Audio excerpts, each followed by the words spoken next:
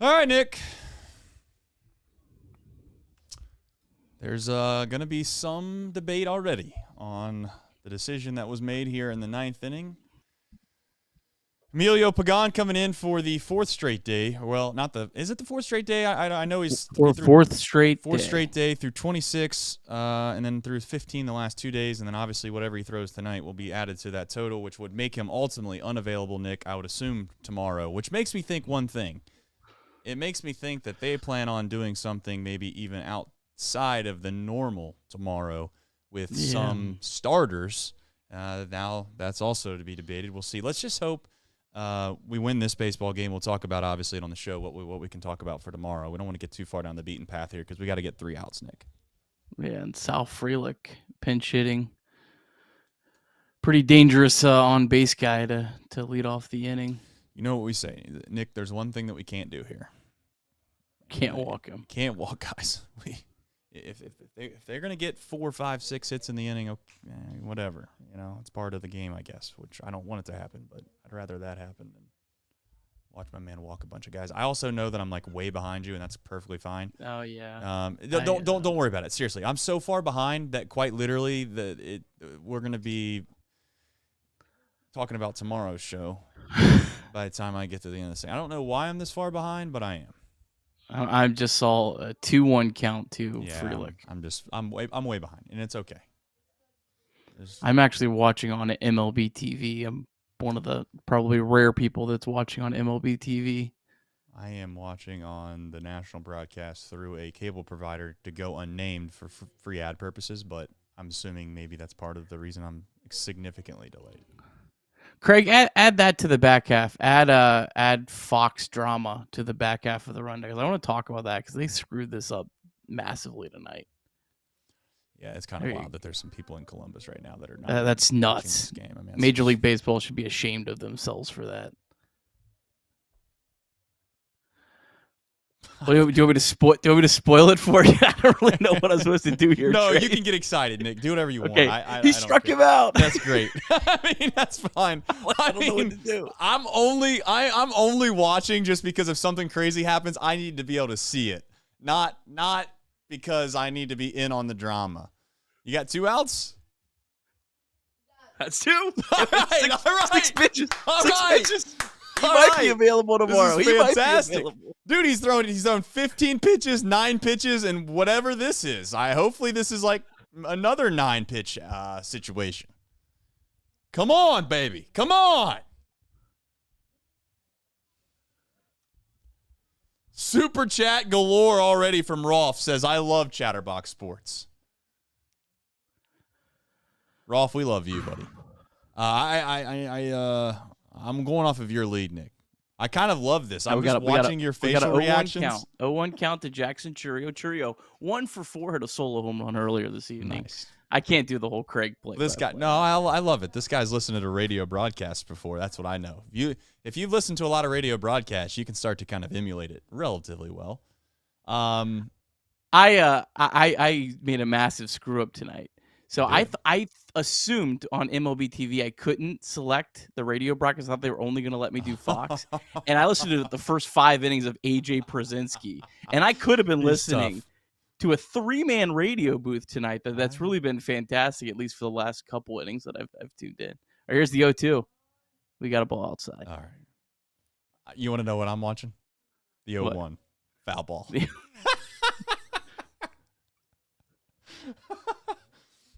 The rundown, the intro to this whole show might be over by the time the game's over for me. Catch up. All right, we'll foul again. Well, hopefully, if the Reds can survive this week, we'll be, I think, we'd be on equal playing ground next week. I hope so. I don't know after this debacle with my cable provider. I'm not totally sure. At least on the app of the FanDuel network, no free ads, but I gave him one. Looks like he got a hit. Foul ball. Okay, I can live with foul balls. He barely got a piece of it. I thought it was going to be the strikeout. All right, fair enough. Barely stayed alive. All right, we're at 10 pitches now. 11. This is the 12th. I want pitch. Or they're stacking up fast. Oh, he took it.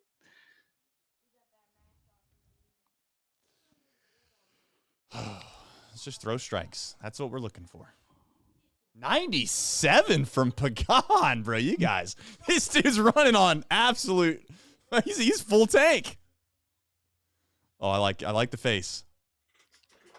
Bam, bam, bam. I'm not gonna watch the postseason like this, but I will tell you right now that tonight I enjoyed watching you, Nick. It was a joy. I don't know how it happened, but I'm sure I'll find out before this is all. This whole what people would say the longest intro in sports is. Here it comes, because the Cincinnati Reds control their own destiny heading in to the final day of the season. Here we go. And the bench to bench. Change hit in the air to deep right field. Back goes Clemente. It's the save. He's done it. Get out of here, baseball. It's gone. Oh, my God. Can you believe it? Johnny Bench has tied it up. The Cincinnati Reds win the World Series in fourth straight. It was a sweep. In the dirt. It's a wild pitch. Here comes Foster. The Reds win the pennant. Larkins won the game. That ball is fair. Cincinnati's ahead. 2 games to none. Welcome Joe Randa to Cincinnati. Adam Dunn has done it again. Benzinger backing and calling. And the 1990 World Championship belongs to the Cincinnati Reds. Marty, yes. This is Adam from Milwaukee. Hey, Adam, how you doing? I'm good. How are you? Good. Do you think Scott Chatterbox is a good player? Dunn up there with the bases loaded. The outfield deep and around toward right, and the 1-0 on the way to the plate.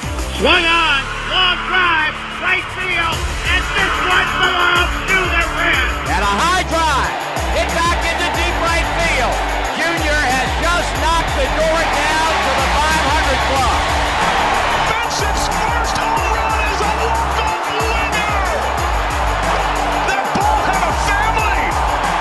And De La Cruz is, oh my goodness, look at this kid run. My, oh my, that is a triple. Matt McClain's first big league bomb. Spencer Steer's first big league hit is a home run to straightaway center field. Joey Votto's done it again. The pitch. Votto swings high in the air. Right field. Yes! He pointed to the dugout to say, I told you. That is Joey Votto's 315th career go-ahead ribby. Only Johnny Bench had more as a Red. And I can't tell you how much it means to play in front of everyone here in Cincinnati as a Red. What a gift. What a tremendous gift. So thank you. Thank you. I think I can speak for all of Reds country. Joey Votto, thank you. High drive. Left center field. Racing back to the Laurent Bourgeois. The Reds are National League Central Division champions. In the air, left center field. Did he? Did he? He did! He did! Red win! Win! Line to the right field. Julian, the first Red ever with 4 home runs in a game. Can you believe it? In the air, down the right field line. Doesn't have a chance. The Reds have won on a 3-run home run on opening day by Ramon Hernandez. A strike away and out away is Homer Bailey. Ground ball to third. Frazier gloves. Throw to first, and Homer Bailey, for the second time in his major league career, has tossed a no-hitter. Oh, gosh. Oh, my God. Are you kidding me? Holy Moses, the second player in major league history to hit 7 home runs in the first 10 games. In the air, and the Reds win. What a dream beginning to the career of Jay Bruce. All right, Nick. There was one final day remaining, and your Cincinnati Reds have made this yet another winning edition of Chatterbox Reds, and here we are. We find ourselves with what seemingly many times this year feels like the most unlikeliest scenario that we could have ever found ourselves in. But here we go, September 28th. winner take all. You win, you're in. And obviously, we wouldn't be upset if the Mets were to lose, Nick. But another time where they've taken care of business, Nick. There's really nothing else to say outside of that. Yeah, I mean, look, you can say whatever you want about the Mets and how bad they played down the stretch, but the Reds have won 9 out of their last 12 games. So even if they back their way in tomorrow, they played pretty incredible baseball. Especially after getting swept by the A's. They responded, and they're still alive. Final game of the season, they control their own destiny. And not only do they control their own destiny, but they also have just put enormous pressure on the Mets tomorrow. Yeah, I think that might go a little maybe under the radar is the pressure that has mounted for the New York Mets. They know now, really, they have not a lose-lose situation, but it kind of feels like on their end they need two things that had to happen. Like, how would we feel tonight, right, as Reds fans, if we were to not win this game today and then know going in tomorrow that you had not only did you need the Marlins to lose, you also had to obviously win as well yourself. Just not likely, more or less most days, but let's obviously not tempt fate. So still, job not finished. I think that's a post that probably will be made later today in the evening here. But it's just, I don't want to say I called it because I didn't call it, Nick, but this is what I was praying and hoping for. Because at some point, we had to win a game like this. 7 runs, you find a way to outscore your opponent. Pitching was fine. I'm not here to say that there was a slugfest or anything. But it was just nice to see us finally get a crooked number on the board and make us feel a little bit like a breathable situation, even though at this point, I don't know if we could have a big enough lead to feel fully comfortable with what's at stake. I don't know how you felt, but I was incredibly nervous the whole time. Yeah, I was pretty nervous, especially when Ashcraft had the bases loaded. I mean, I know That was bad, I think Ashcraft was facing literally the worst hitter in Major League Baseball this year, but even still, it just felt like the way the Brewers do it, like the guy's gonna hit a grand slam, like somehow it's gonna happen. But shout out to the Reds, 13 straight. They lost 13 straight series to these guys, and then they win the one that matters the most. Yesterday they were facing a guy that had won 19 consecutive starts. I mean, there's just all these like just brutal history things that they've just tore down the last 2 days. Yeah, and I mean, they ultimately. Some are going to say, well, the Brewers aren't trying. They're already in the place. The Brewers have the roster they have. I mean, they're not going to, like, for the folks that just think that the Brewers are just rolling over for the reason that they're already in. I don't buy that totally. Now, listen, I'm not going to sit here and suggest that the Brewers are treating this like it's the playoffs, but I'm also not going to sit here and act like this isn't a sizable feat that they just went up to Milwaukee, took the first 2 games in a series where you kind of felt like you needed to have for sure too, but most likely needed a sweep. We had said how many times before the Pirates and the Brewers series that they were going to have to go 4-2, most likely. You'd feel really good if they went 4-2. Well, here we find ourselves, Nick, where if you go 4-2, you make the postseason. And ultimately, we'll see if they can do that tomorrow. We always do a box score recap, obviously by yourself, followed by the DSC deep drive of the day, and I can't wait for that one, along with obviously some Omaha steaks. So, Nick, let you jump right into it with the box score recap presented by yourself. And if you're in here right now, please do me a favor, hit the like button, and we will get to those super chats here in just a moment. Go ahead, Nick. All right, as the Reds took the field in Milwaukee, they knew they'd have to win to continue to control their own destiny as the Mets beat the Marlins 5-0. It was Andrew Abbott on the mound for the Reds against a bullpen game for the Brewers, a bullpen game that featured all-star pitcher Jacob Mizorowski as the Brewers' bulk reliever. The Reds had 2 runners on base in both the first and second innings, but failed to score. Meanwhile, Andrew Abbott did retire 6 of the first 7 Brewers batters. In the top of the third, Noelvi Marte led off by reaching on an error. Then Miguel Andujar crushed a double at 109 off the bat. Then after Spencer Steer struck out, Sal Stewart singled home the game's first run. Tyler Stevenson walked to load the bases with 2 outs, and the Reds were able to chase the Brewers' opener, Robert Gassner, and in came Jacob Mizorowski. Brian Hayes got on an infield hit on an excuse me swing to make it 2-0. Matt McLean walked to make it 3-0.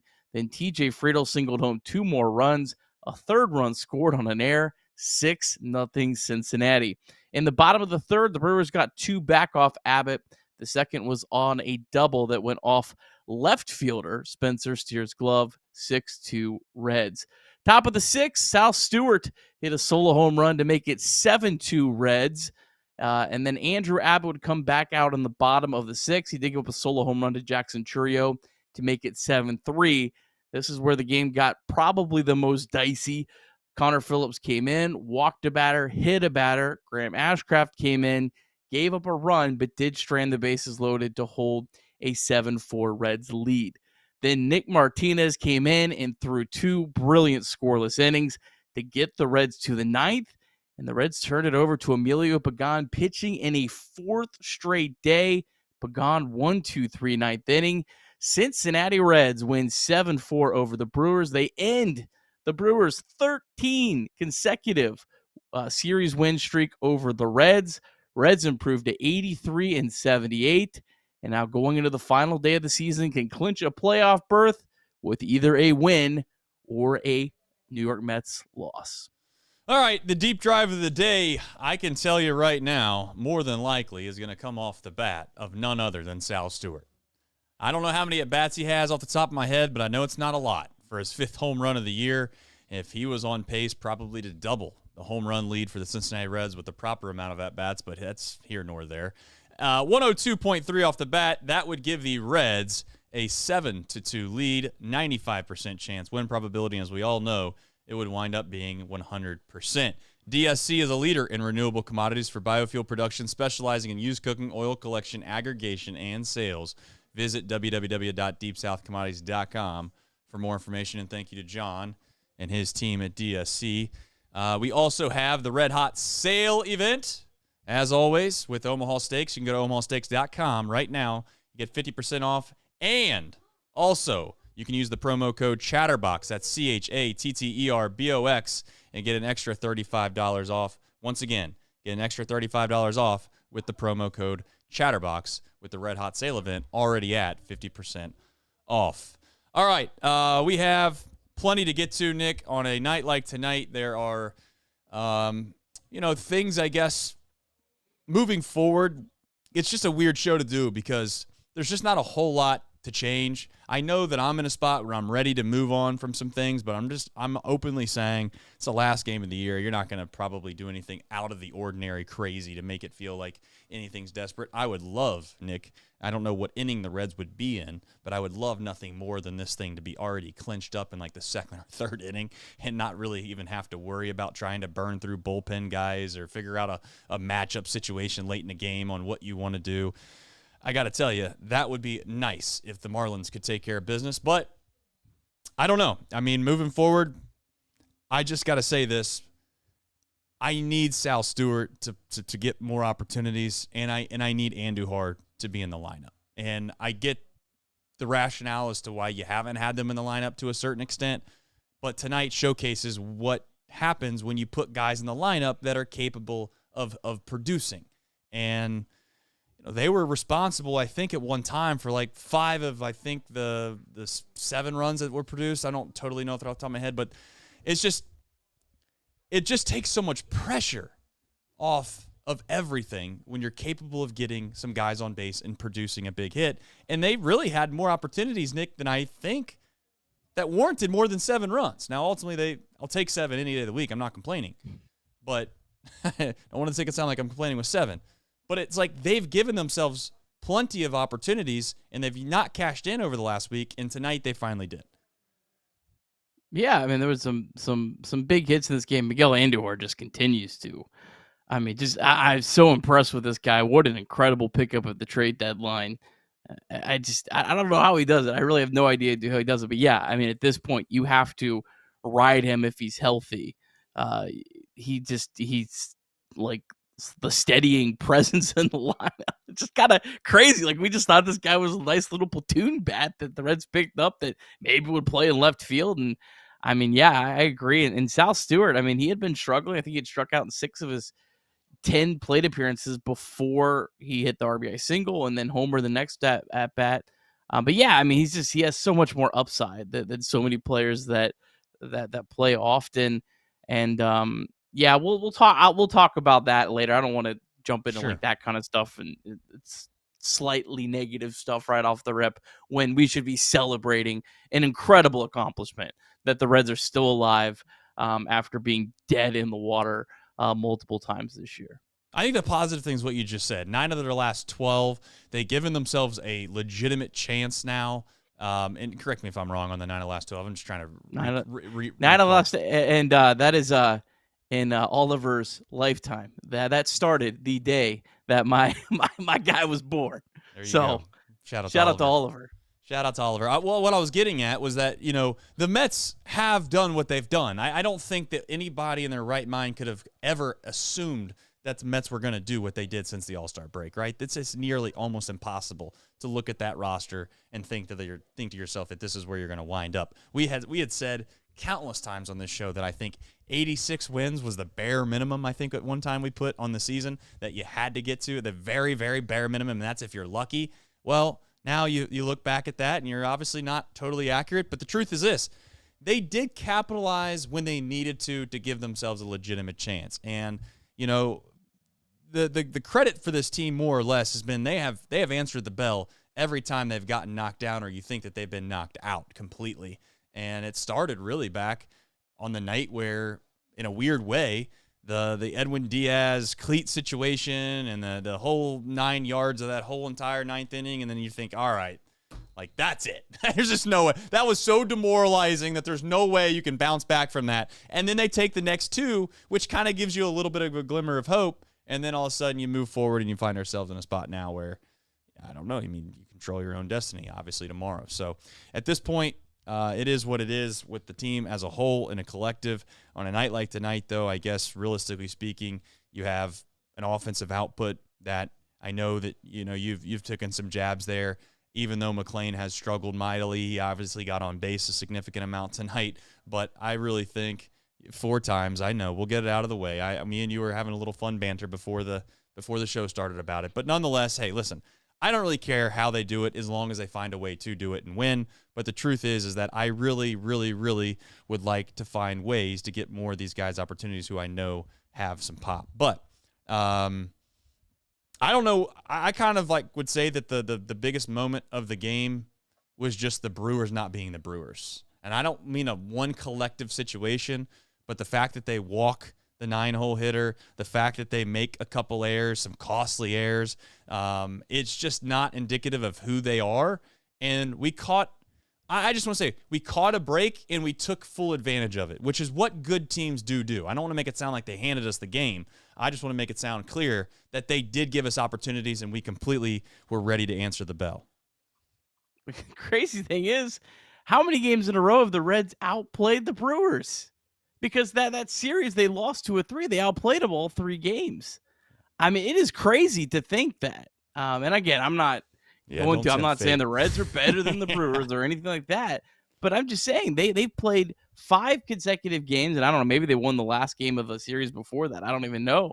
Right. But they've legitimately outplayed this team, which is crazy. And I don't really know what the Brewers' kind of motivation is this weekend. I'm sure it's a lot harder to, be fully invested this weekend. But 100%. Quinn Priester sure felt like he was fully invested. I'm sure Freddie Peralta, who's going to be trying to get a tune-up start for his postseason start, is going to be pretty fully invested. And they faced some tough relievers too. So and the Brewers weren't necessarily Yelich has played both games. They didn't catch some massive break. They weren't playing the Colorado Rockies the last weekend of the year like the San Francisco Giants were. But you know what the San Francisco Giants did? They didn't get here. They didn't get here and give themselves a chance in the final weekend. Exactly. No, I 100% agree. It's not like one thing happened specifically that gave all of these collective things that have happened 100% chance. It's just they've chipped away at this opportunity and they've found ways to win in unique situations. And the pitching has been unbelievable. The bullpen yet again kind of comes through. I know it got dicey there. We'll talk about that here in just a second. But I don't know, man. I mean, I really, at this point, I get the sentiment that many Reds fans feel about this team. Like, it might not be the best team that's ever made the postseason. I'm not going to sit here and debate that or argue it. I get the idea, but like, I guess my thing is like, who cares, really? Who cares? Just give yourself a chance. Like, and you know what? I do feel like, and maybe this is a loser's mentality, but like, I do feel like if they're able to capitalize tomorrow and find themselves a chance to get into the Dodgers series, it's like, it is house money, man. It is completely house money. You have no business as an organization probably sharing the same opportunity as the Los Angeles Dodgers based off of the things that have happened collectively within the two organizations. But that's what you have. So who cares? You're there. And I'm not gonna apologize for it. I know some people are like, well, this is the worst Reds team that's ever made the postseason possibly. Like, okay, that's fine. You win, I lose, I don't care. I still get to watch my favorite team play in the postseason. And you know what? For me, that's a win. So I'm not gonna apologize for the way that all this whole thing has happened. And lastly, to your point, we've not caught a break. This whole idea that oh my gosh, the Brewers are, they're pitching their guys. Yes, I understand that it's not Game 7 of the World Series for them. But there's no 40-man rosters now. They're playing their guys, and they have a week to rest. They have a full week to rest. You know, the biggest break that I think that the Reds actually did get in a way that they didn't take advantage of was the fact that Paul Skeens could have probably thrown 9 innings the other day and completely shut the Reds out. And instead, the Pirates, who have nothing to play for, decided they didn't want their superstar to go out there and throw more than whatever it was, 6 innings. That was a break. But the Brewers series, I'm not going to sit here and apologize for the situation that we're under or that we're in. I don't think that the Brewers are taking it easy on us or anything of that nature. They didn't play clean baseball. But you know what, Nick? I'm going to say something that Milwaukee fans probably don't want to hear. Did you think, or did we collectively think, that this team was going to be able to play 130-plus wins regular season type baseball all year long? Like, I mean, I'm not saying that they're a bad team or anything like that. I don't want it to come off that way. But like, the idea that it was unfathomable that the Cincinnati Reds could go into Milwaukee and win a series is, one, ludicrous. And I would even add into that, sweeping them might have sounded ludicrous to us Reds fans because we know the history of it. But this Reds team is a good enough team to beat anybody in a 3-game, 5-game set. Now, a 7-game set, I'm not going to go that far, Nick, but I think on a shorter set, with our pitching, with the chance of getting a couple guys hot, I'm not saying that we're World Series favorites. I don't want to come off that way. We still got to win tomorrow, to be clear. But we're not some philanthropy team, I'm just tired of that notion.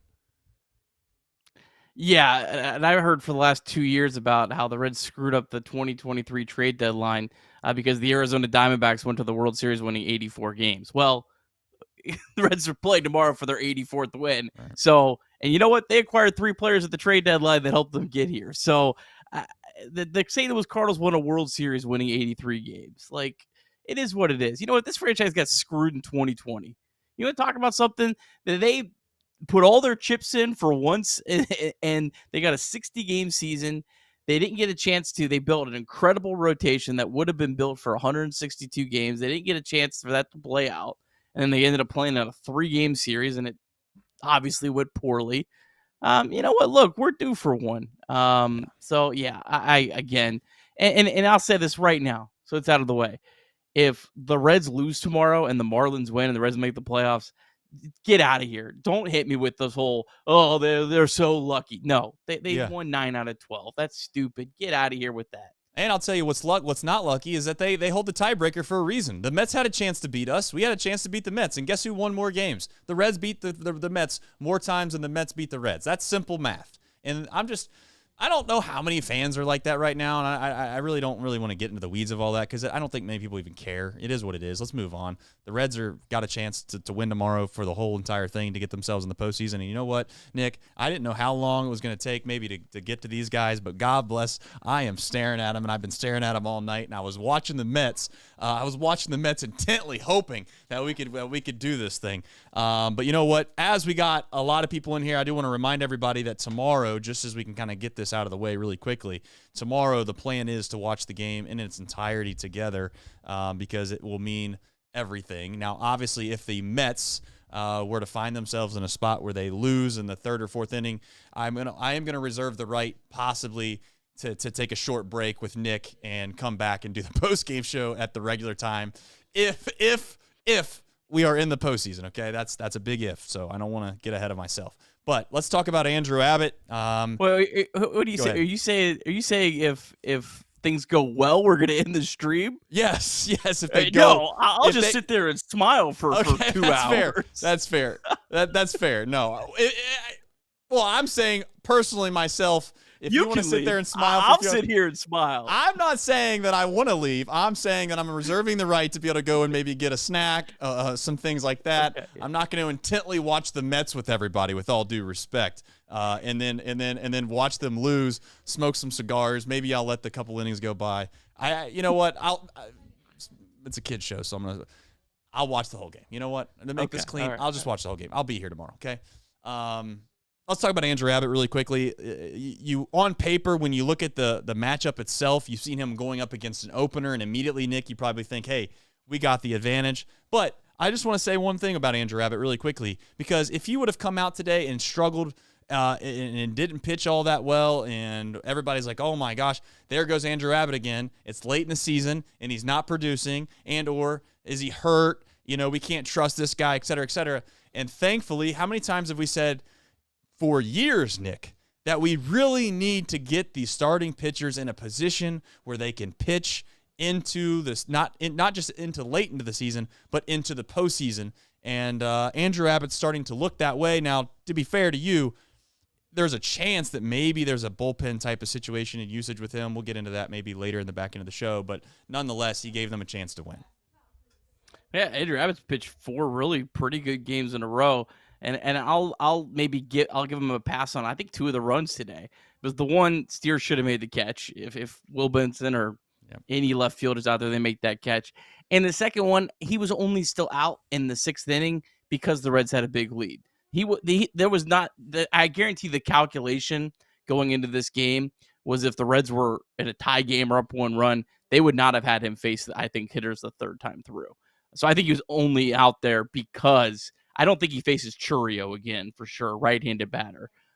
So yeah, I mean, but yeah, I think 8 innings of 1-run ball against the Padres, 4 2/3 3-run ball against the Cardinals, 4 2/3 0-run ball against the Cubs, and then tonight another quality start. I mean, yeah, he's pitched very well on the stretch, and if you do advance, it's either him or Littell has to pitch Game 3, so he probably actually still does get another.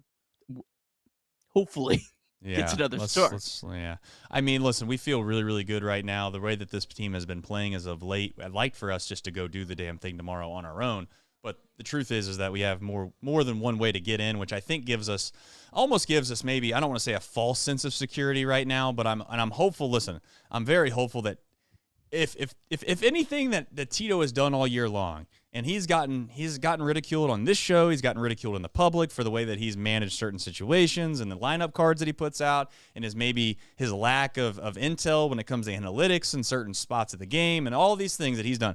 The one thing that I think we all collectively have to do, whether you are on the Tito bandwagon or you think that he's well past his prime and he's not a good manager anymore and he should get fired as soon as the Reds end the regular season, even if they make the postseason, because I think there's some people that feel that way, which is obviously ridiculous.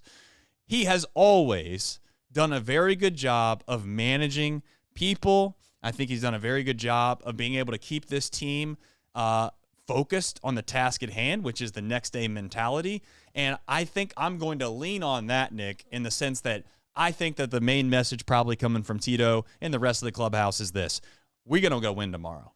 We are not going to sit here and watch the scoreboard that is the New York Mets and the Miami Marlins. Yeah, we'll let you know what the final is, but our main focus is to go out and take care of business. We're not going to hopefully get into the postseason. And I think that that's probably I know that's probably the mentality that they're going to go out there with. And I give him all the credit in the world, because the one thing that this team has done that no other team that I've watched personally done is literally get off the mat every single time it feels like they've been sucker punched. And you got to give them credit for that. And Tito deserves credit for that.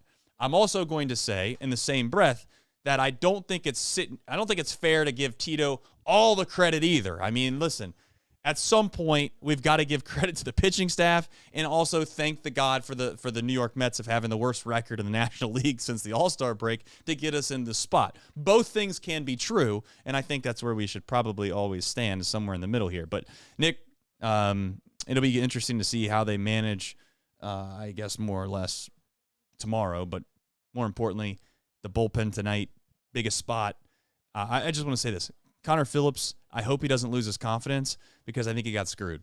I'm not the one that usually comes on the show and says the umpires are the deal, but I think you have a young kid who's feeling himself, throws some quality pitches, doesn't get the benefit of the call, and then all of a sudden I think it got to his head a little bit, and he started trying to like maybe be too fine detailed instead of just throwing it again, and ultimately it led to a little bit of a shaky start, or a shaky outing, I should say. But thank the Lord that Graham Ashcraft, who's been called other names this year by a lot of people, even despite the idea that I think he's thrown the ball really well and he's had some bad luck, he got out of a major, major jam, Nick, and I think that was as you said earlier, the play of the game. Yeah, Graham Ashcraft's expected stats. I didn't realize he should have been as good as he is. I was looking that up the other day. When they brought in Connor Phillips, I was like, are we really going to Connor Phillips with a big lead? Like, Phillips's one flaw has been that he walks guys, and it was like, you have a big lead. I kind of want to use Phillips a little bit more in situations where it's maybe a little more, I don't want to say always dire, but it's just like a 4-run lead just doesn't feel like the spot where I'm gonna pitch a guy that his biggest flaw is walking and getting a team back into a game. Yeah. So. I didn't really love that move, to be honest. It all ultimately worked out, really thanks to Graham Ashcraft. I mean, if Graham Ashcraft gives up a base hit to Ortiz there, it's a whole different game. We might be doing a whole different show right now. 100%. And, I mean, that's just one of those things that gets glossed over in the middle of a game that people probably that aren't watching it intently just miss. I mean, like, I get that Ashcraft wasn't facing a great hitter when he got the final out. I don't care what he was facing. He had to throw the ball over the plate. I mean, that was the biggest kind of misnomer that I was worried about the whole entire back half of this game, was that if you can just pitch the ball over the plate and make the Brewers put the ball in play, good things are more likely going to happen. And unfortunately there for a minute, it kind of got away from Phillips, and Ashcraft was one swing away from making this whole thing completely different. And fortunately for him, he got the outs. And I think far too many times this year he's gotten undue criticism because he's given up flare hits and broken bat singles. And I'd also say, you know what? Some of that came back and helped us out tonight. I'm not going to sit here and act like we didn't get some very, very fortunate base hits that allowed us to find ourselves in the predicament we're in. We got a ball bouncing off second base yesterday. We got some swinging bunts today. We got some ground balls that seeing eye singles. At the end of the day, Nick, it kind of feels like, and I don't want to jinx it, but you start to feel like as a Reds fan, if you think that everything goes against you, you can't feel that way this past week for the most part. We've had some very fortunate breaks go our way, and we'll see if we can capitalize, obviously, tomorrow. But Pagan, I guess, final thing to mention is he goes out there for the 4th straight day. We were discussing it privately before the show started. Like, what do you do? Does Martinez try to go out there and get all 9 outs? Santillan was up in the bullpen, which I thought, okay, if he's up in the bullpen, he's going to come in the 9th. I don't know why we got him up, thinking it is what it is. The Reds won, but I was just confused on what the plan was there at the end of the game. Yeah, Emilio Pagan is definitely feeling his best self right now because he's not looked great when he's had to go 3 straight days in a row, but he was pumping in some gas tonight. Shout out to Emilio Pagan. He's every time it's felt like, all right, here it is. Emilio Pagan might be the best example of the 2025 Cincinnati Reds, because there's been times where he blows a save and you're like, all right, yeah, he's not this good. He's not this good. He's going to have the next time out, he rights the ship and he goes on a nice stretch again. These are your Cincinnati Reds. But how about Nick Martinez? Yep. Last 12 1/3 innings, 1 run allowed. He is a weapon in the bullpen. He is a much better pitcher inning for inning as a reliever than as a starter.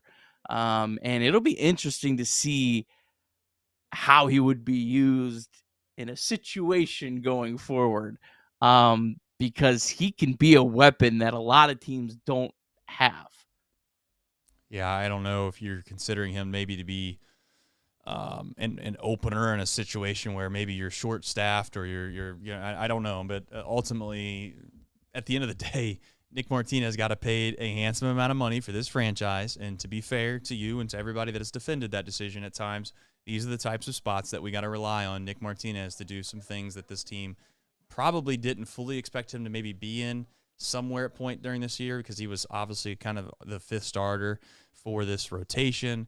He gets moved when Littell comes in, and now he's obviously produced. So we'll see ultimately what his role is moving forward, and the $1 million question is what does Amaro look like? Because you have to balance, I guess, now this notion that the Reds have all hands on deck that we'll get into in just a second. That I don't know if Martinez and those guys, if they feel good enough, do you go to your traditional relievers or do you go with guys that you think actually have better stuff?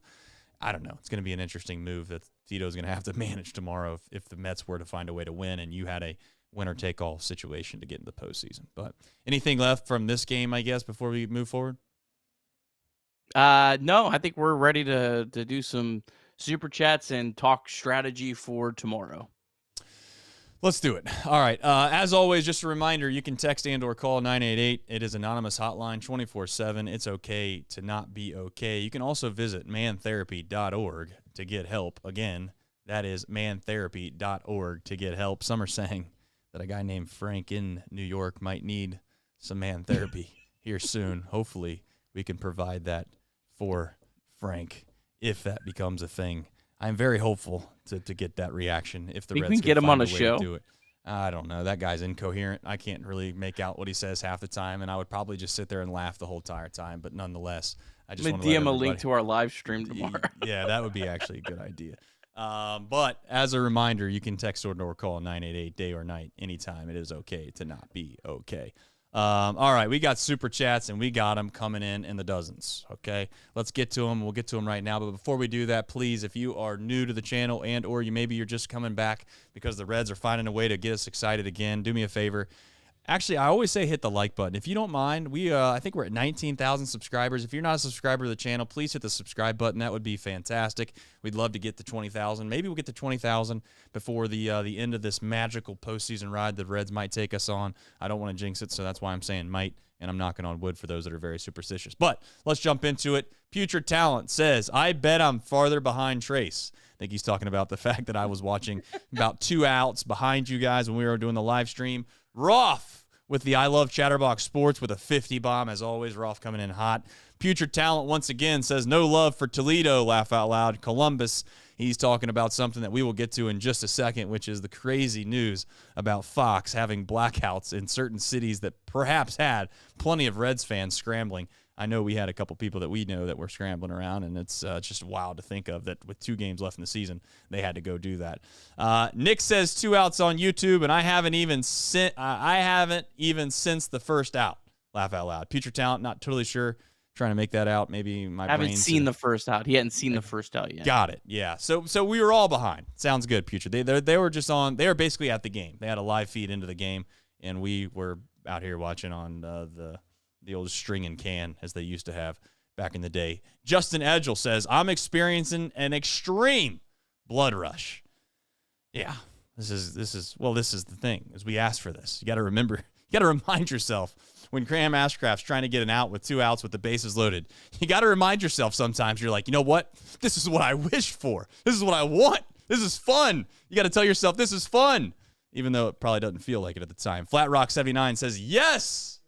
I think he's just talking about the game in general, so shout out to Flat Rock.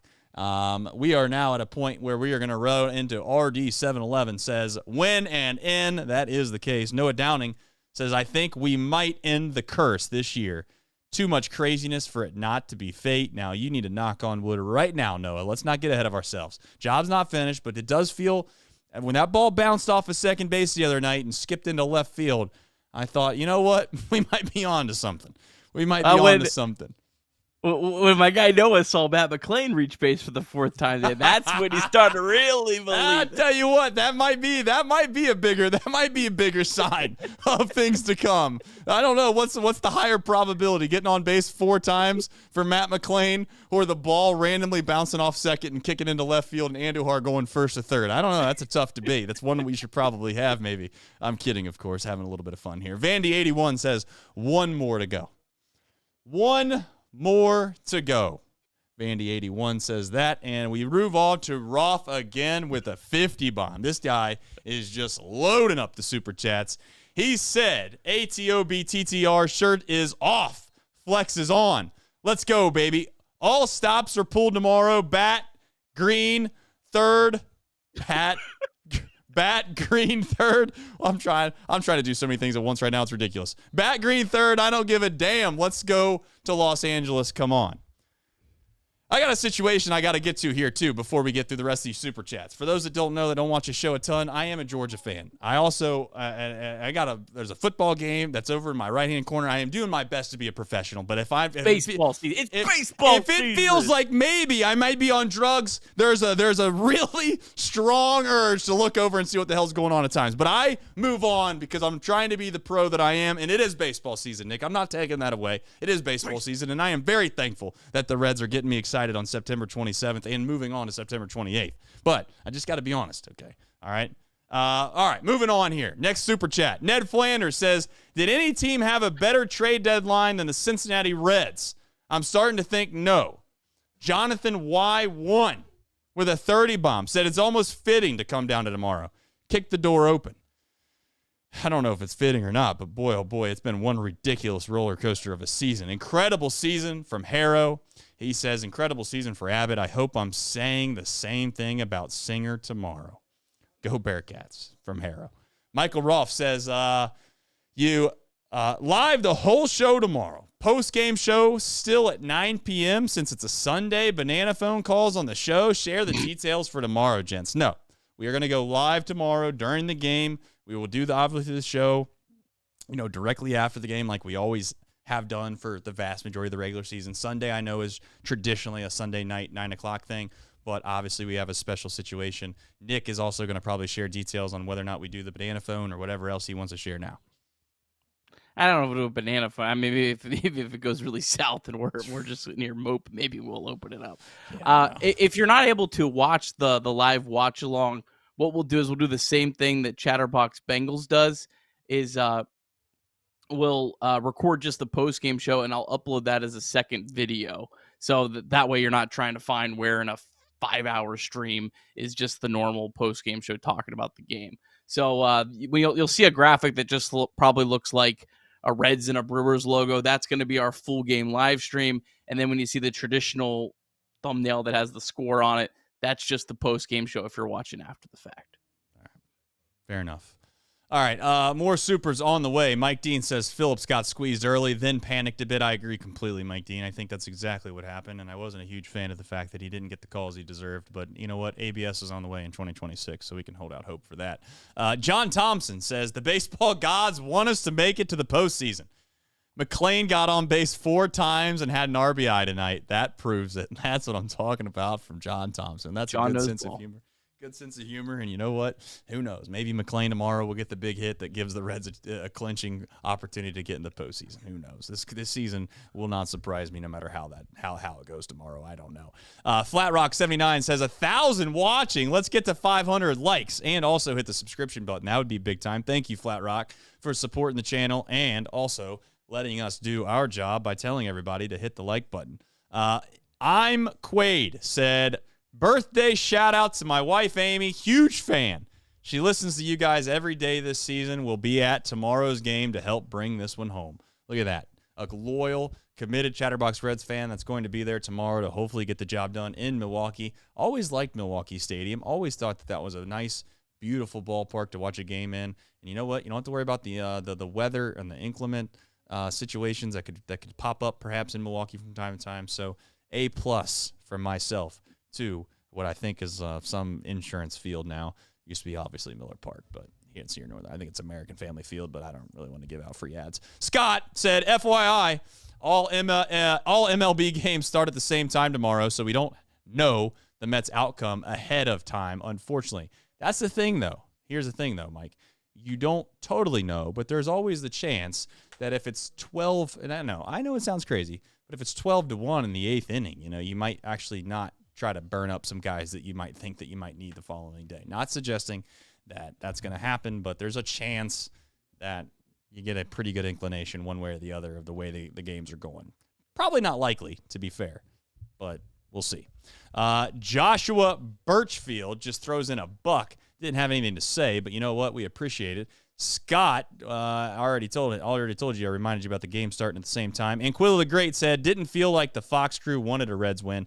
You know what's funny about that, Anquilla the Great? I seen multiple Mets fans on my feed complaining that they thought the announcers were rooting for the Reds openly. So I don't know.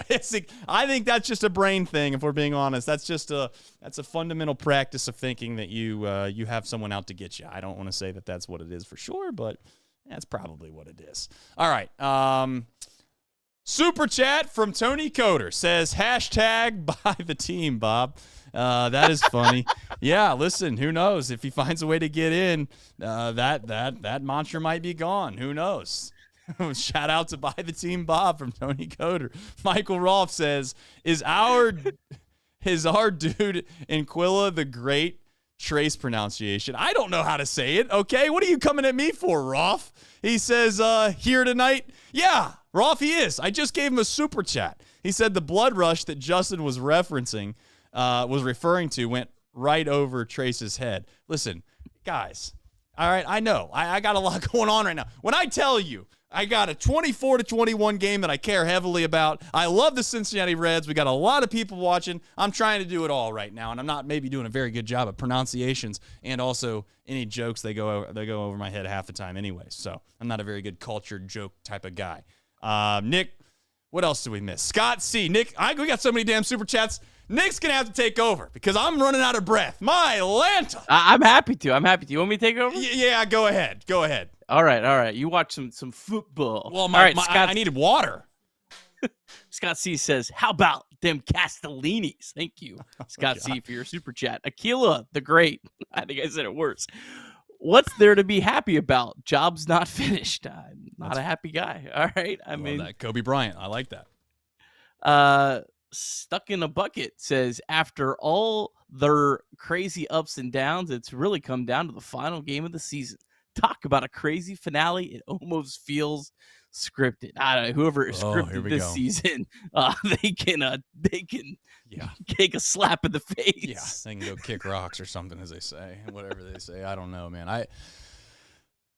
This has been one absurd baseball season, and I got to tell you, I've never been more wrong about a team, to be honest, with my gut.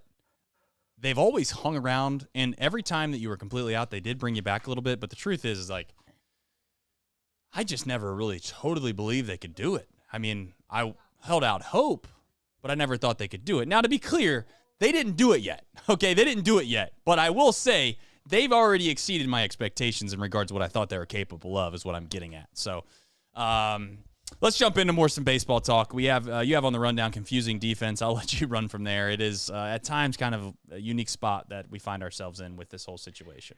Yeah, I'm glad it didn't come wreck around to bite them. But man, South Stewart, it's a home run, and you have to pull him from the game. Like, I get it. Steers, we think a better first baseman defensively, but it's just like when you prioritize first baseman defense in like the sixth inning. But you're not prioritizing left field defense in back-to-back games in Milwaukee. That's where you lose me a little bit. I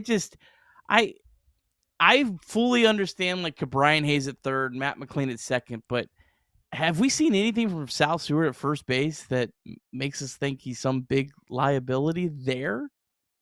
I think it was more the notion of making sure that you could keep Steer in the game and moving him to first base. And that was honest. You want to hear something?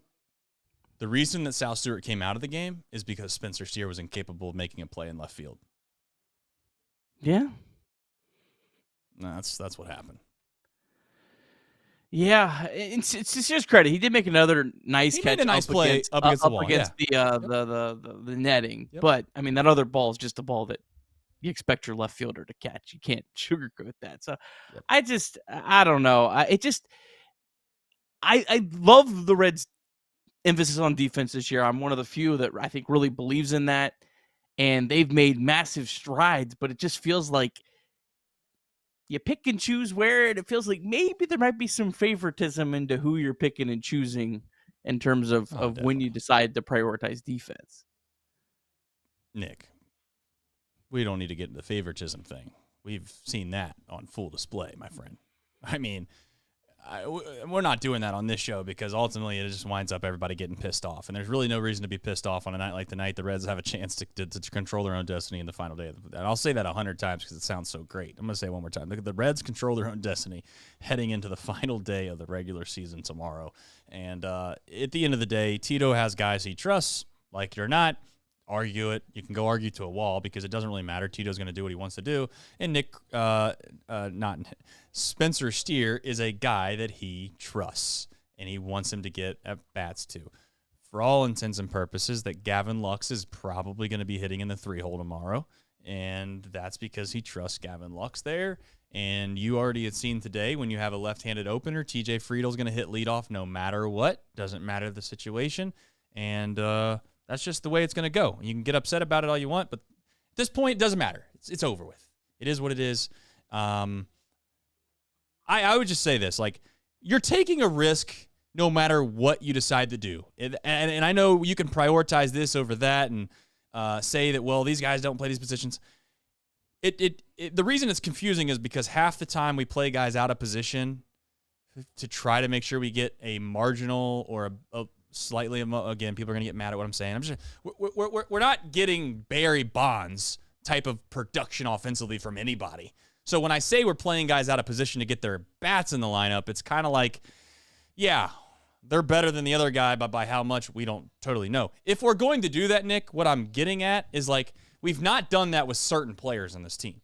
And one of them is Matt McLean. I know he got on base 4 times, but I'm just saying, like, if you're going to just shove out guys into left field that ultimately you think you can hide out there, and tonight showcases that you can't always do that. And it's shown that multiple times this season, to be clear. It's not like it was a one-time thing. I still vividly remember Gavin Lux playing left field against the Los Angeles Dodgers, and that kind of bit us in the tail a little bit. And the next thing you know, the next day we went out and got Cabrian Hayes at third base, and we said that pitching and defense was going to carry us through. Then all of a sudden we still throw Lux at second base from time to time. We put Steer in left field. You know, we put Sal Stewart, I guess, at first base, which I guess to Tito's mindset, that's a risk based off the decisions he's made. But you know what? The Reds won. That's all that matters. We move on to tomorrow, Nick, and I think at this point it is what it is. We'll worry about all that stuff in the offseason because at this point they're going to roll with what they've done all year. Yeah, we'll move on. I still don't like it. I'm not going to act like I'm just fine with it. And I do think that this could – there's been multiple times where the Reds have pulled a player for a defensive replacement, and it bit them, and they lost the game and didn't have that bat in later. It's just like when Sal Stewart has 2 hits and a home run, and he's playing first base. Like, do you really need to pull him out of the game? Probably not, but I'm just not doing that. I'm just not going to go there on this show. I get it. I'm not. Nick, the results dictate the way that people feel about certain situations, and I've learned that on this show. I've learned that we can sit here and we can say that these are not the appropriate moves to be made right now, but the reality is we're getting away with it because we're getting good results, but it's not going to showcase itself well at some point. People don't care. They don't care. And the point that I'm going to prove is this, is that if the Mets would have went out and won 90 games, Nick, guess what? We would have been a horrible franchise. People would have been telling me about how they have no chance of ever making the postseason and all of this stuff. But the reality is that's not what happened, and the Reds have a chance to sneak into the postseason, and we're fired up, and we should be. So at this point, let's go win tomorrow. That's all that matters. Bullpen tomorrow. You have it on the rundown. All hands are on deck, supposedly. I don't know what that totally means, and I really don't want to get in a spot where we're trying to bring Hunter Green into a baseball game tomorrow. I know that people have, supposedly suggested this. I know that Tito said it was brought up, whatever that means. No. Like, if we can't find a way to win tomorrow with all of the collective guys that we have available to us, then we just don't make the postseason. I want to have a chance, Nick, to win when we get to the postseason, with all due respect. And if we were already going to have this mindset of trying to use Hunter Green tomorrow in this all-hands-on-deck situation, then guess what? It's something that we've already discussed. I know we don't want to get into it in the weeds right now, but let's face it. He could have thrown on Tuesday against the Pirates, and guess what? If they would have won that game, guess what? We wouldn't have had to win tomorrow at all. And on top of that, if he would have thrown on Tuesday and lost, well, he's in line to pitch tomorrow, and you have Singer that could come out of the bullpen as well. So if you didn't want to move him up to give him a chance to pitch on normal rest for tomorrow already, then you already kind of blew the opportunity to use him tomorrow, in my opinion. Maybe I'm wrong for thinking that way, but that's how I feel about the bullpen tomorrow before we get into any other topics. Yeah, that's pretty much how I feel too. And I'm a guy that says, look, you have to do everything you can to win the game to keep playing. But I mean, if you go into a series with the Dodgers without Brady Singer and without Hunter Green, and Nick Lodolo left his last game injured, I mean, like, at some point, what are we doing here? Now, the only caveat I would say with Green is this, and I don't know this about Green. Is he a guy that they feel could come in and throw maybe an inning, 2 innings as sort of like on a throw day, and maybe make him still be available for like game 2 of the next series to where it's not tanking him? That's what I think I could get behind. Having him just come in and try to throw 4 innings on 3 days rest, something he's never done before, that to me, you should have moved him around. Like, moving him up a start is easier than him pitching like almost a starter workload on 3 days rest. An inning, 2 innings, if they feel like he's capable of doing that and still be available for the next series, I can get a lot more behind that. I know it sounds like I'm being a little maybe overly black and white about this. He's not pitching tomorrow for me. He's just not doing it, because ultimately I don't want him to have anything that is out of the ordinary when he goes and tries to pitch the biggest game of his career for the Cincinnati Reds, in my opinion, which would be going on the road against the Dodgers in game 1 and or 2. Don't care. In a 3-game set, they're all obviously extremely important. It's not like you can, I guess what I'm getting at is, not like you can hide one starter in a postseason series like you maybe could in a 7-game series, which I'm not saying that you even can do it then, but it's certainly much different in a 3-game set. If you felt so strongly, Nick, that you didn't want to go outside of the, I guess, ordinary by moving him up in his spot to pitch on Tuesday of last week, then you don't do it tomorrow.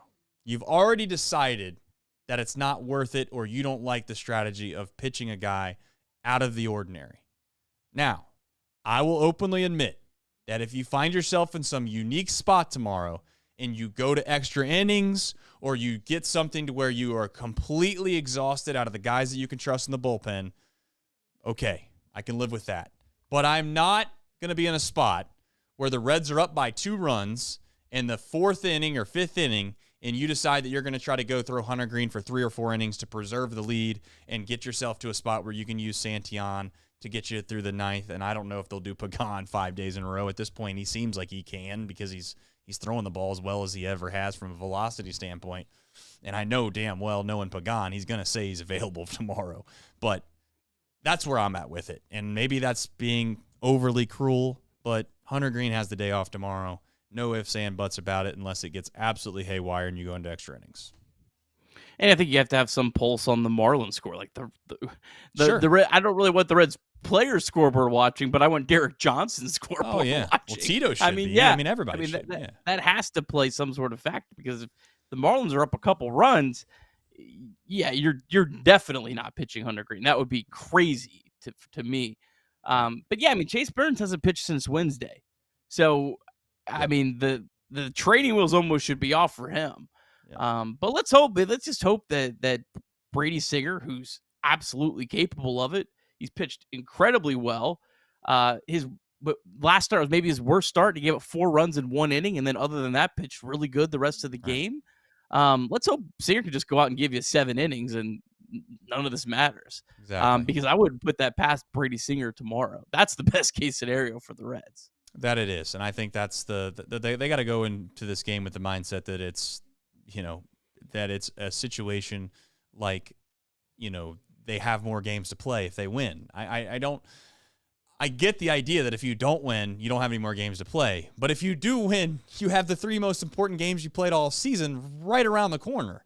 And I guess you could say we can hang a banner because we made the postseason.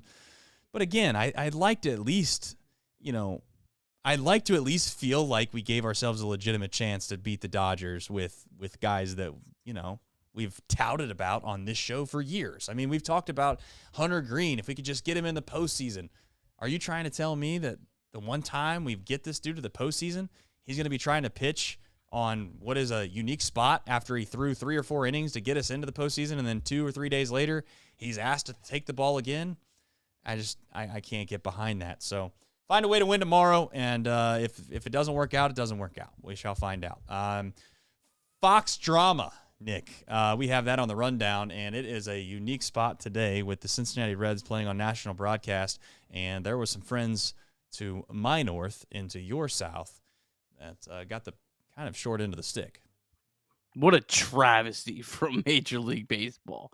I mean, I don't know who didn't think this one through, but I clearly think someone did not think this whole the way through, or they're just complete assholes. It's one of the two.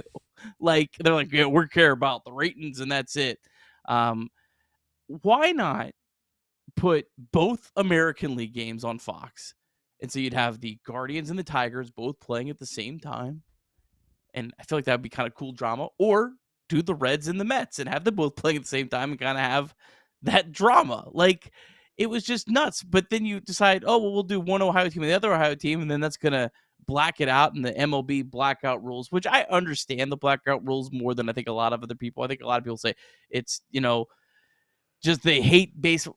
Well, they also have to pay these providers and there's a whole thing, but like the blackout rules were not designed to black people out of this game today. So like there's some massive screw up that people in Columbus, an hour and a half away from the Cincinnati Reds, who've been able to watch every single game all year on their cable provider or with a FanDuel subscription, can't watch the second to last game of the year. And could have been a clincher. The only positive about the Marlins winning today was that I don't have to, if I ever go back and watch this game, I have to have AJ Przinsky on the call for a clincher, because that would also be a travesty. Yeah, listen, I get it. It's business gets in the way sometimes of what makes the most sense, and it felt like that's what happened. And Major League Baseball, they have an issue when it comes to the blackouts in general, Nick. I understand why it has to be that way at times, but the way in which Major League Baseball operates from a content strategy standpoint in general, outside of the digital space, to be fair, has been completely inept for years, and they'll get it fixed, I think. And I know, unfortunately, it's probably going to come at the hands of the next CBA a little bit.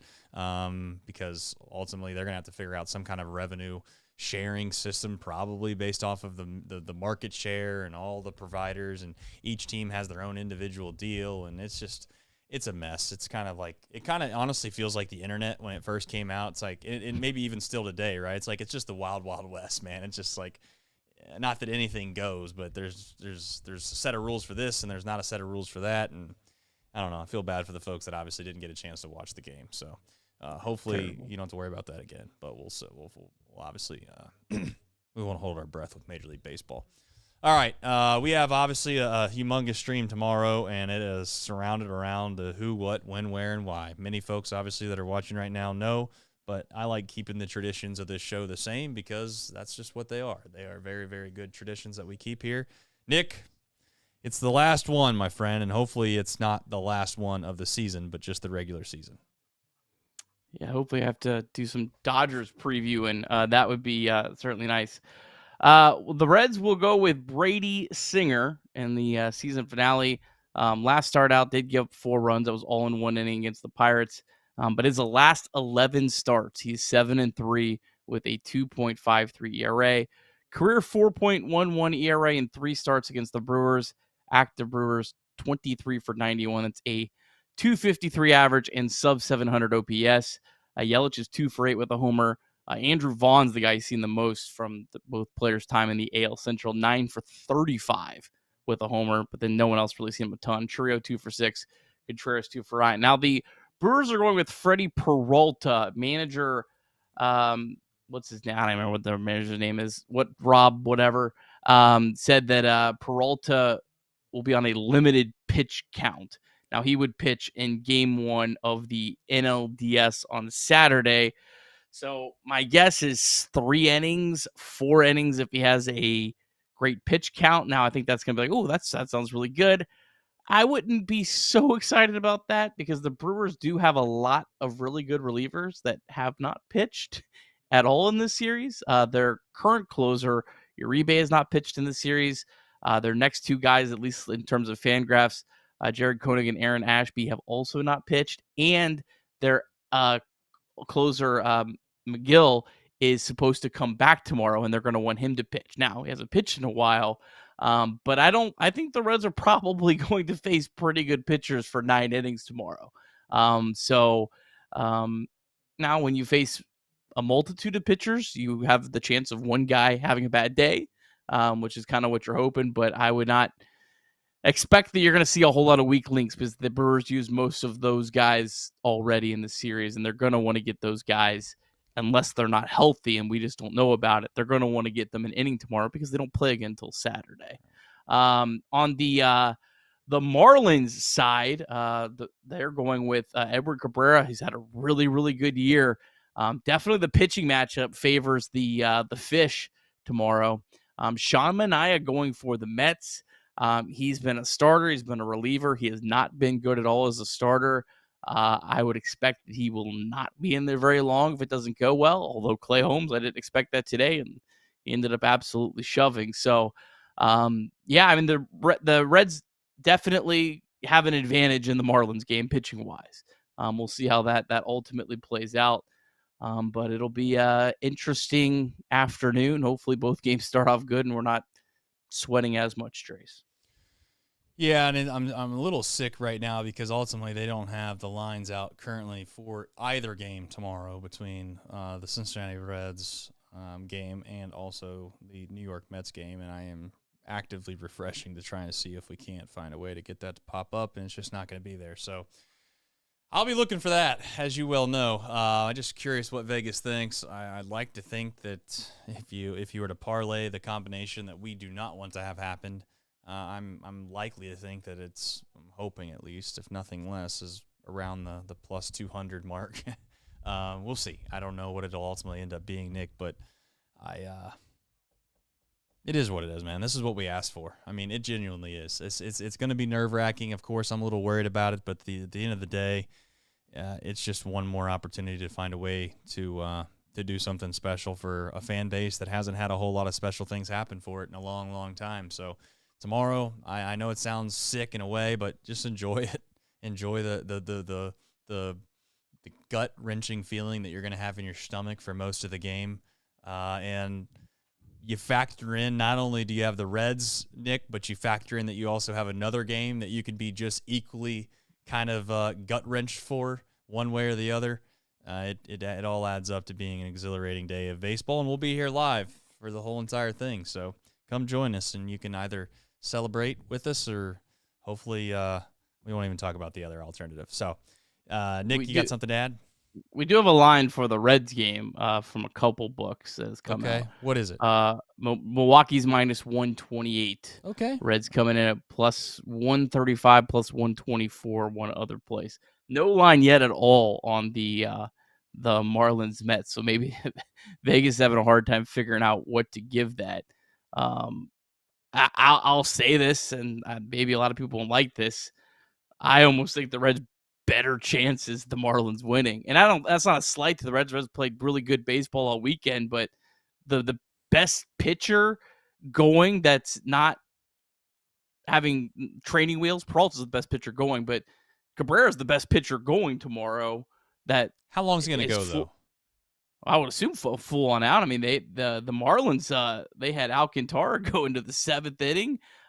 Their guy today, Yuri Perez, that I was kind of shocked. He came back out in the 6th inning, over 85 pitches. That was a guy that had been hurt a lot. So the Marlins have not. Now maybe tomorrow they prove me wrong with Cabrera, but yeah, I don't think that they'll hold him back at all tomorrow. So I would say, Trace, like this is maybe my opinion, the best way of looking at it is that I think you have at least a 75% chance of advancing, of one of the two happening. If you had lost tonight, I think it's like 15-20% chance of advancing. Yep. I agree. I mean, tonight was monumental, and really it felt like as well. I mean, let's face it, like game 1 of the Brewers series as well, where you have Littell going, and you ultimately are up against it with the Brewers and not knowing totally what they're going to do from the bullpen perspective. Nick, I would have thought that, and maybe they're going to do it, and that's why I say, hey, you can say whatever you want, but I just don't know how long Peralta will throw, because they got to get some guys innings at some point. Even if he's throwing the ball well, you don't. I guess my point is, like, even if he's throwing the ball unbelievable, him going 7 innings doesn't seem like the smart move for the Brewers, regardless. There's no way. Because they're gonna want to get other guys opportunities, and all we need, hopefully, is just one or two of those guys to have a tough outing, and you find a way to put up some crooked numbers and you win. So.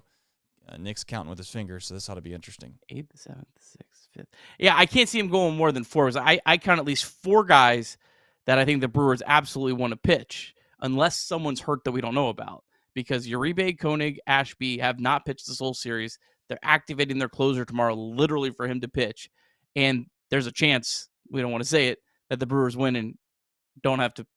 No, they have to pitch the 9th inning. I'm losing it. No, there's a chance the Reds win, and they don't. I don't know. I'm losing it. No, my brain's fried. What you're trying to say is that there's a chance that the Brewers weren't going to have to hit in the 9th inning, but they do have to pitch. Yeah, and that's okay. That's okay. I'm fried. I'm sorry. No, so it's understandable. I guess 5 maybe. I think 4 is the max. I don't see them going more than 4. Yeah. And I also I'm wishful thinking here. Is there anybody from a position player standpoint that they certainly don't want to take the chances on, that have played a significant amount of the season? That Yelich has not had a day off. Yelich has not had a day off since last Sunday. That's what I'm talking about. There we go. Churio hasn't had a day off at least in the last 7 days. Right. They do get a week off though. Like, that's the thing. Yeah. Yeah.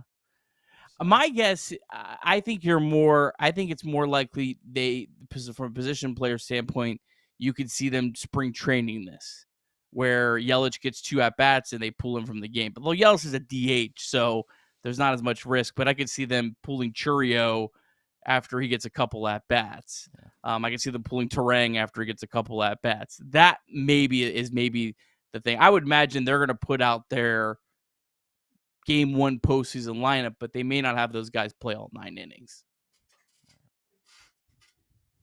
We'll find out together tomorrow.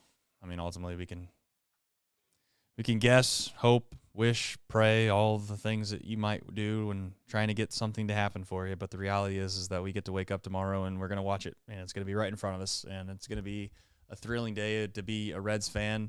One way or the other, it's going to be absolute pain, or it's going to be just an unbelievable celebration of what seemed like unfathomable at the vast majority of times of this season. I mean, this team was dead and gone so many times by reasonable fans, by the way. Reasonable people could have thought to themselves, there's just no way. There's just no way. Folks, the team that we were trying to catch to get into the postseason was the San Diego Padres, folks. We aren't even close to them. And yes, I'm not going to apologize that the New York Mets have absolutely been a dumpster fire. I'm not going to do it. I don't care. I mean, it is what it is. So I'll say I was wrong. I'm glad to be wrong. I'm thrilled to death we're in this spot, and I can't wait. I hope people clip me up from all the things I said previous in the year about this team not being good enough to do it, and I don't give a damn. So I am very thankful. We got some more super chats before we get out of here, Nick, but anything you want to add before we jump? Yeah, this is I got this confirmed from Joel Luckham, because I was looking this up earlier. This is only the 3rd time in the history of the Cincinnati Reds franchise that it comes down to the final day of the season. 2025, 1999, and 1964. And the Reds have never in franchise history clinched a playoff spot on the final day of the season. So this team could be the one to do it. They'd be knocking off 2 at that point, benchmarks that you have laid out. One is no team has come from behind to make the postseason after, I think you said September 10th. September 10th. Yeah. And now they would be the only team in franchise history to clinch a postseason on the final day of the regular season. So why not us, as they say sometimes in sports? Why not Cowboy us? up. That's right. And all I got to say is job not finished. Is job finished? No, job's not finished. So we wait. Come back here tomorrow. We try to do it all over again. I hope many of you will join us. Thank you so much for making the last few days very, very, very positive and memorable. For all the people that have super chatted, thank you very much. We have some more to get to in just a second, but before we do go, please, please, please hit the subscribe button, hit the like button, and that would mean a lot to us. So before we jump out of here, I'm going to read some super chats, and we're going to go on our way to tomorrow, and we can't wait to see you. Jacob Schulteis says, if the Reds clinch tomorrow, will you remove the 12 straight wins off your ex, Nick? That's a fair question. I don't know. That's such a banger. It's so good. Okay, maybe so. Yeah. All right, maybe so. The We'll answer see. is maybe. The answer is maybe. We'll see. Moving on to the next super, we have Molly. She's saying it's past Reed Mouse's bedtime. Man, oh man, Reed Mouse probably never thought in a million years the Cincinnati Reds might be joining him in the wild card round. His Chicago Cubbies and the Cincinnati Reds standing there, just holding hands together, walking right into the postseason. Who would have thunk it? Who would have thunk it? I'm going to say I certainly didn't at times, but I'm sure Reed didn't either. Rolf chiming in once again. He's had more super chats than McLean got on base tonight.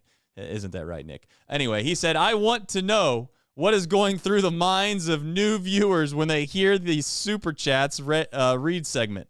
Haha. Like the stream. Plus follow C-Box Sports equals Reds win tomorrow. Simple math. Tonight equals ATOBTTR. I think what's going on is that we have collectively, more people that watch this show intermittently at times, probably tuning in because you know what? We got some meaningful baseball games, and I very much appreciate it.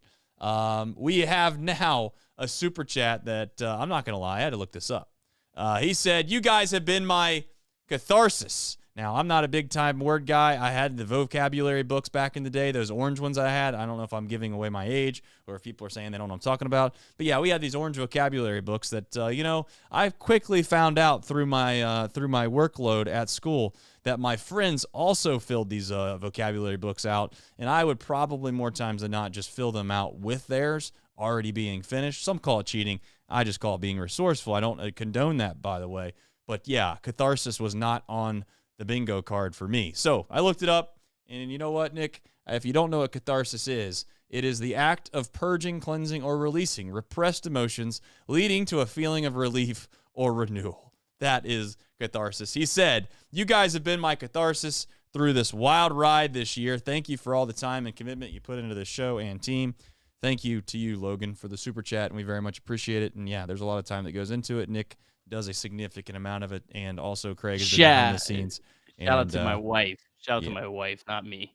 Well, yeah, shout out to your wife. Yeah, you guys have like 12 kids. She's handling all 12 of them at once. And the truth is Nick, you guys, maybe, I know the postseason probably going to get very exciting, but I got to tell you, 5 kids is a lot, Nick. So let's think through this one, all right?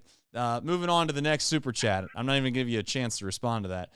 Flat Rock said, much more of this, and I'm canceling my FanDuel. Remember all those guys saying they were canceling their FanDuel subscription back in June? I remember that. It was like, we're done with that app. I'm canceling it. Thank God I did the month to month. Joke's on you, brother, because I got news for you. This damn team has been more of an amusement park than Kings Island has. No free ads. But that Sunday ticket was worth it. Yeah, no doubt. John Cummins says, win one more game and you get in. Simple. Let's go, Reds. Thank you, John. That is true. And Anquila the Great. I don't know if we're saying that. Why do I say Ann? I've just now noticed there's no N in there. Is that what everyone's making fun of me for? Aquila. I don't know how you say it, but nonetheless, A's are great. I know he's great. He said, or she said, at this point, I don't know. For the record, it's Aquila. Aquila. Yeah, that's not gonna get butchered. Aquila the Great. I think I got it. Aquila the Great. Thank you, Aquila the Great. Key Brian Hayes. That's right. Yes. You know what they say about our show that they make. You know why they say that. You know why people say it's the best show. It's because the pronunciations on the show are top notch, elite. In fact, of all of the reviews that we've gotten, people have always said on this show that we really study the pronunciation guys before we go on air. That's the one thing that you can take away from this show, Nick, is that we always get the pronunciation right. Isn't that right? And Noel V. Marte has been fantastic too, by the way. Nonetheless, moving on to some more super chats here before we jump.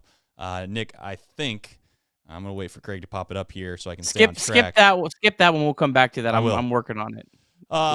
Daniel Myers, member for 20 months, says he's only needing one more win to make the playoffs feel like a dream compared to how many times the Reds have been dead this year. Boy, oh boy, they've been dead.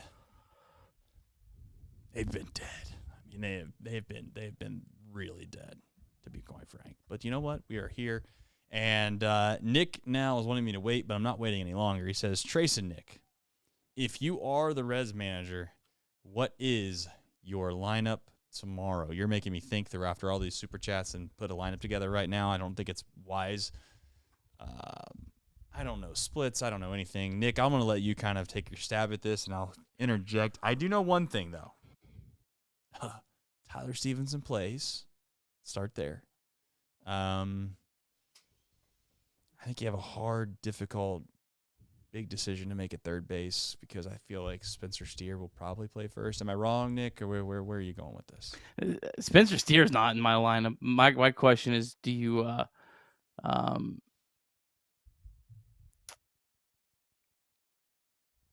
it's tough. There's gonna be one guy that's kind of the odd man out that would be kind of surprising here. Well, I mean, either you got to play Brian Hayes or Sal Stewart, and then you got to make a decision on Matt McClain or Gavin Lux. You got to make a decision on Andujar DHing or Spencer Steer playing first base or Sal. Yeah, there's multiple options to make here, but yeah, that's why he's asking the question, I guess, huh? Yeah, I think there's a chance. This might shock people that Marte is the odd man out tomorrow.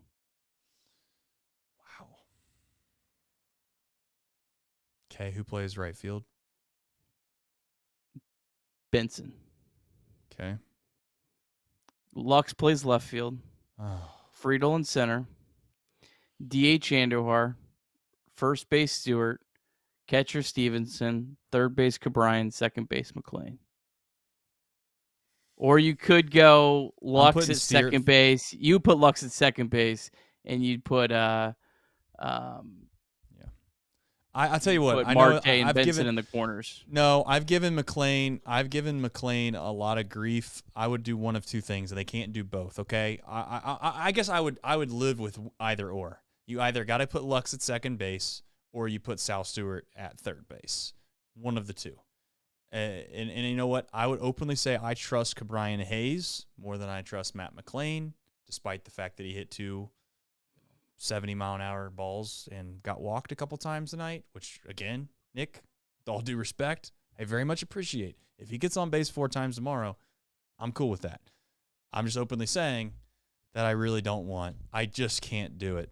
I can't live with the concept of having McClain and Hayes back-to-back. It just feels like... I can't live with the concept of not playing them and there being an error costing the Reds. Okay, and if they hit a ball to left field, Nick, then guess what? You're already opening up Pandora's box there. And Sal Stewart, to me, has showcased the ability to make plays one way or the other. Like, he's going to play third base for you tomorrow. Cabrine Hayes is going to sit the bench. And you know what? I'll live with Matt McClain in the 9-hole is my only – I'm going to say it because I think what it'll do is it'll give me a chance for Matt McClain to prove me wrong. So I'm openly saying this with a little bit of candor here. I don't want to be overly rude.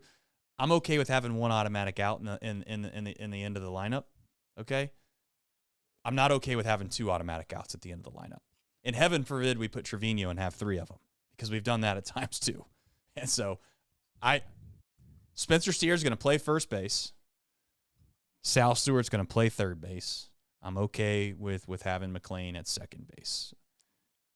Because the one thing I will say about McLean that I think that you have also said is that there is a random chance of power there over Cabrian Hayes. I just don't think Cabrian Hayes is probably going to be accidentally hitting a ball over the fence. But he might. I mean, he's been just as good as, since he's gotten here, he's been better than McLean. But I don't know. I don't really want to debate it or fight about it because I don't think it's worth fighting over. It's probably not that big of a difference one way or the other, but I do want to see Sal Stewart in the lineup, if we're being completely honest, largely because I also trust this guy moving forward as well. No one wants to talk about those types of things, but you know what? The reality is that if this team wants to be competitive and be a good baseball team moving forward, Sal Stewart is going to be a part of that, and I really would like to send the message to him that we trust you. We want to put you in a game 162, go make some plays, and knock on wood. I think Sal Stewart has looked good defensively, personally. I mean, I know he didn't make the play for Hunter Green. It went under his glove. That ball wasn't like a routine play either, to be fair to Sal Stewart. Anyway. Yeah. Craig, if you're there, he is. I have it in. Put it the last page in the doc. I'm gonna put in my lineup. So this is not me. This is me. If I'm throwing everything out there, this is what I would. I tell you, the odd man out would be Gavin Lux, and sue me for that. Lux is 0 for 10 in his career against Freddie Peralta. I like Lux off the bench. I think you could find a spot that you could pick and choose Gavin Lux in a pitch and opportunity, and that way I think you're running out your best defense. Yeah. And I think you have the most upside with the lineup that I have. I don't know if Craig can find it or not. I don't want to try to get into singular and mess it all up. There, he's got it. I see the copying. I see the copying in front of my eyes. Yeah, he's digging. People are going to hate me. People are going to hate me for this one.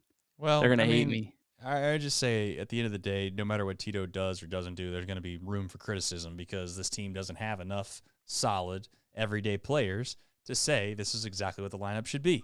And, like, it doesn't take long to look at the lineups posted by @reds.com or whatever you want to call them, @reds, that the reality is just half the fan base hates it no matter what. But here you go, Nick's game 162 lineup. Oh, gosh. Go ahead, Nick. I'm not going to read it for you. I'd have Elly batting leadoff. I'm not letting anyone get more plate appearances than Elly De La Cruz. I'd have Andujar batting second. Why not? Stewart batting third, playing first base. Marte in right field, batting fourth. Benson in left. Stevenson catching. Hayes at third. My face comes on there. Friedel in center and second base. Matt McLean. There you go. Give me. You know what? The more I think about it, I'll tell you what. I'll take Gavin Lux playing second base, or give me Spencer Steer playing. I'll tell you.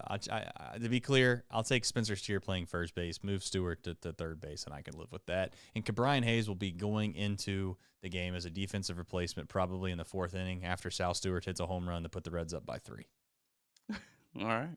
I mean, I'm just saying that's how this goes. I mean, the good news is for Sal Stewart is that there's a very good chance that if he's on the same, train that Marte was on, he's gonna do well for himself, because there for a while Marte, he played for 3 or 4 innings, hit 2 home runs, and then he'd get taken out of the game too. So Sal Stewart, that's just the way it goes for good players, man. You just got to hang in there for a little bit longer, and you will also get an opportunity to play every day. So just gotta wait your turn, my friend. All right, on the way out the door, folks, hit the like button. We'll be here all day tomorrow. I'm going to give us a chance to kind of recoup, and hopefully get our wits about us so we can focus on the fact that we can make some at least intelligent takes tomorrow, as Nick and myself are probably fried. Craig's on the back end, so shout out to him. But if Nick's going to sit here and try to suggest that the Brewers might not have to pitch somebody in the 9th inning tomorrow, it's time to go. My man needs a little bit of rest. You know what I'm saying? But nonetheless, Matt Willis, he said Andujar needs to be in the lineup every day. I completely agree. Mike Dean says if the Reds make the playoffs, they will have lost 2 series to 2 last-place teams and swept the Cubs and the Brewers. This is the season in a nutshell. It's the truth. Isn't that the truth? You get swept by the A's, and then you come back and you take a 4-game set against the Cubs.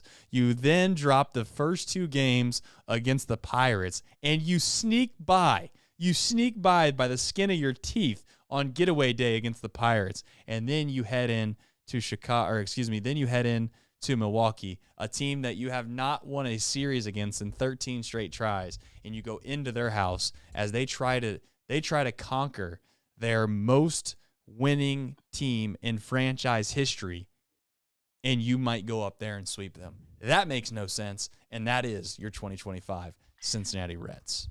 I think the Reds have won a postseason series won a series against almost every team that's in the postseason. They won Dodgers a series against the Padres. They didn't against the Dodgers, which maybe it's time. Some are saying it's time. Yeah, Padres, Cubs, Brewers, Phillies, Yankees. We won a series against the Red Sox.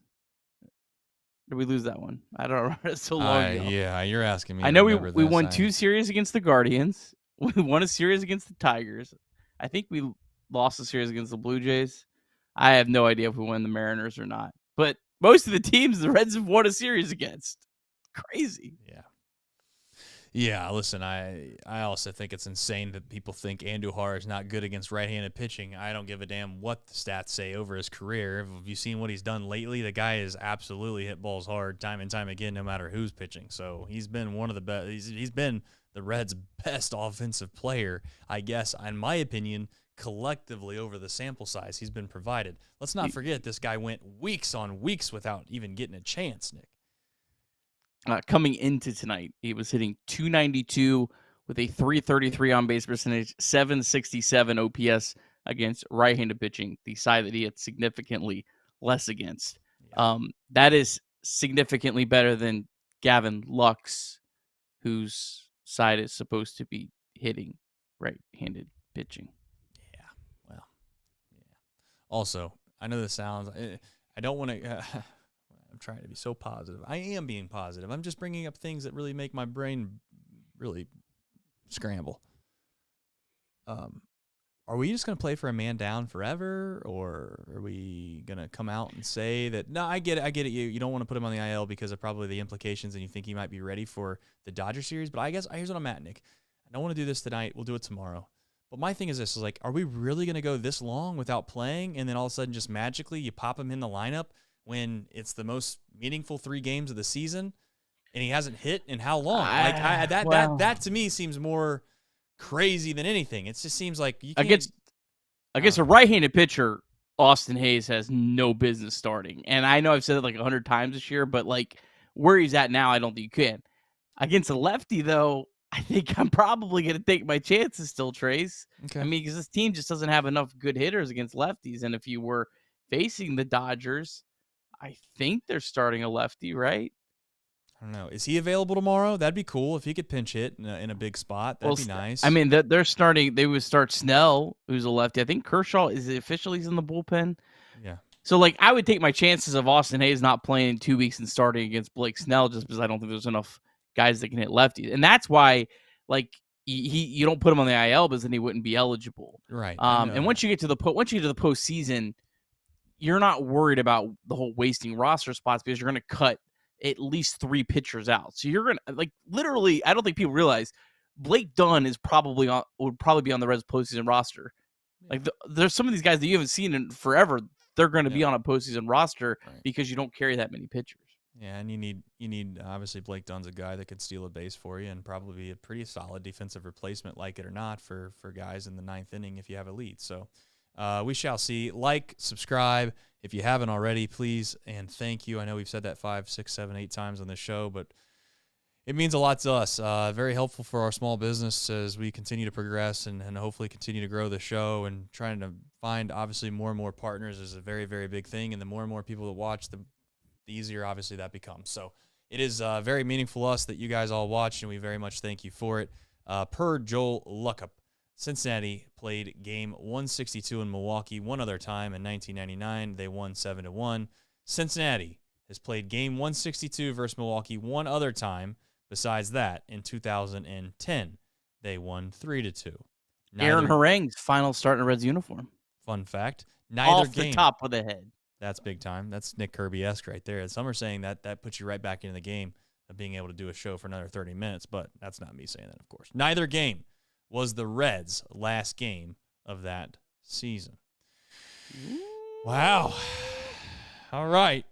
Positive vibes heading in tomorrow, folks. Positive vibes.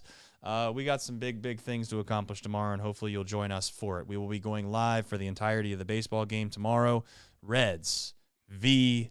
Brewers tomorrow. That game is start at 3:10. Is that am I right on that? Yeah, I think we'll go live at right at 3 on the nose. Sure. Yep, that's fine by me. So, 10-minute pregame show. You better get it while it's hot. You will ultimately. We're gonna have to get synced up too. And my apologies, by the way, if we're like a half an inning behind everybody. Okay, I'm gonna try to make sure I get on the whatever app that all of you guys are on. I'll try to make sure I get on that before the game starts. That way, we're not. You guys aren't basically welcoming the club into Great American Ballpark while me and Nick are finally watching the final out there in Milwaukee. So, all right, that's gonna do it. We very much appreciate you. I gotta tell you. Can't believe we're here, but I don't really, like I said before, I'm not going to apologize about it 1 second. So, nonetheless, go Reds. It's going to be one of the coolest days that we've had as a fan for this franchise in a really long time. Hopefully, we'll see you tomorrow, and if not, hopefully we'll see you after the game. Go Reds. One more day, folks.